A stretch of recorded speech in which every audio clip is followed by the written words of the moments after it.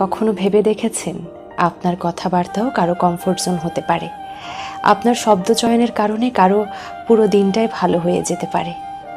আমরা সব কিছু নিয়ে খুব বেশি খুঁতখুঁত কিংবা সচেতন হলেও নিজেদের কথাবার্তা নিয়ে খুব একটা ভাবি না। অথচ আমরা চাইলে শুধু আমাদের কথা দ্বারাই একটা মানুষকে আপন বানিয়ে ফেলতে পারি। কথাবার্তার মাধ্যমেই মানসিক শান্তি দিতে পারি, কথাবার্তার মাধ্যমেই যত্ন নিতে পারি। পৃথিবীর সব জড়িয়ে ধরা শারীরিক হয় না। আপনি কখনো কখনো একজন ক্লান্ত মানুষকে আপনার কথার উষ্ণ শব্দ দ্বারাও আগলে রাখতে পারেন, জড়িয়ে ধরতে পারেন।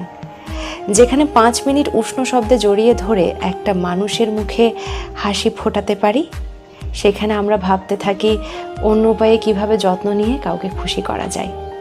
অথচ আমরা ভুলে যাই শব্দের যত্ন পৃথিবীর সবচেয়ে সুন্দর যত্ন।